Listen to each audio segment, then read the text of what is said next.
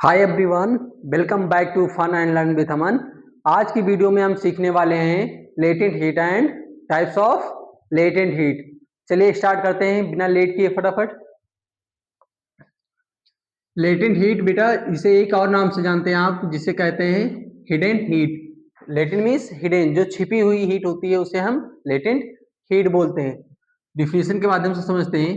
The heat absorb और release during the change of state of substance is called latent heat। latent heat किसे कहते हैं प्यारे बच्चों?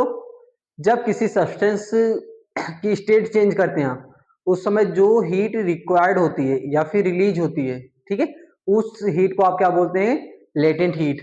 ठीक है, एक पॉइंट इसमें इंपॉर्टेंट बेटा, latent heat can not cause any change in temperature. ये लाइन क्या कह रही है बेटा?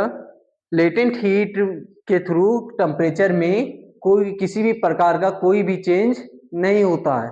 फॉर एग्जांपल हम समझेंगे। आपने एक बीकर लिया, क्या लिया प्यारे बच्चों? एक बीकर लिया जिसमें कुछ आइस क्यूब आपने पुट किया, यानी आइस क्यूब रखा, ठीक है, आइस क्यूब हो गई। ठीक है बेटा, अब इसे इसका टेम्परेचर हम सबसे पहले मेजर करेंगे थर्मोमीटर से। ठीक है, किससे मेजर करेंगे? थर्मोमीटर से। इसका टेम्परेचर क्या है? ठीक है, जो टेम्परेचर इसे हीट देने से पहले है वही टेम्परेचर क्या होगा बेटा? हीट देने के कुछ समय बाद भी आपको दिखाई देगा। इसलिए हम सबसे पहले इसकी टेम्परेचर को मेजर करेंगे, फिर हम क्या करेंगे? इस पे हीट अप्लाई करेंगे। ये हीट अप्लाई होने लगी। ठीक, जब हीट आप दे रहे हैं तो हीट क्या हो रही है बेटा? ये आइस क्यूब अपने अंदर एब्जॉर्ब कर ले रहा है हीट को। किसके अंदर? आइस क्यूब के अंदर एब्जॉर्ब कर ले रहा है, जिससे इसका टेम्परेचर नहीं बढ़ता है। तो ऐसा क्यों होता है? वो हीट को एब्जॉर्ब क्यों करता है? क्योंकि आपको भी पता है आइस क्यूब एक सॉलिड है। सॉलिड में फोर्स ऑफ अट्रैक्शन बहुत ज्यादा होना, उनके अंदर बॉन्डिंग बहुत अच्छी होती है। ठीक है, बहुत हाई लेवल की होती है। इसलिए वो अपने फोर्स ऑफ अट्रैक्शन को यानी बॉन्ड को ब्रेक करने के लिए हीट को एब्जॉर्ब कर लेते हैं। इसलिए हीट इनकी इंक्रीज नहीं होती। इसलिए इसका जो टेम्परेचर पहले था वही हीट देने के बाद भी होता है। कुछ समय बाद जब बॉन्ड इसके ब्रेक होने लगेंगे, सॉलिड से लिक्विड में कन्वर्ट होने लगेगी, तो क्या होगा? तब टेम्परेचर इसका कुछ इंक्रीज होगा। ओके प्यारे बच्चों, आइए एक क्वेश्चन है, बहुत प्यारा क्वेश्चन है। Why latent heat do not cause any rise in temperature. ठीक है, लेटेंट हीट जो होती है बेटा किसी भी प्रकार के टेम्परेचर को इंक्रीज क्यों नहीं करती है? ठीक, आइए समझते हैं। All the heat supplied to the body get utilized to change the state and hence cannot cause any rise in temperature। Okay प्यारे बच्चों, मैंने जैसे कि अभी आपको बताया, क्या करती है? अपनी स्टेट को चेंज करने के लिए उस हीट को यूटिलाइज कर लेती है बॉडी के अंदर। ठीक है, चेंज करने के लिए।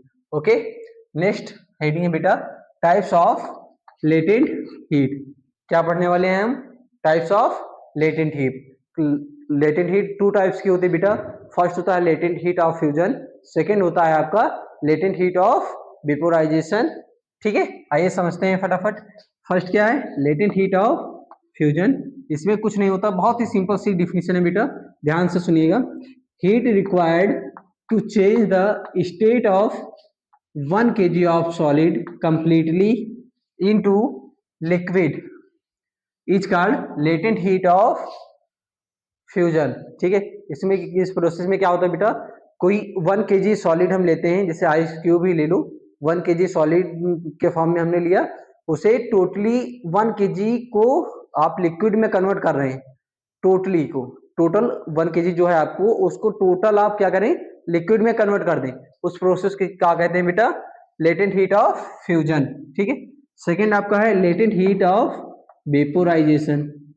वेपोराइजेशन, वेपोराइजेशन से ही पता चल रहा है इसमें क्या होगा।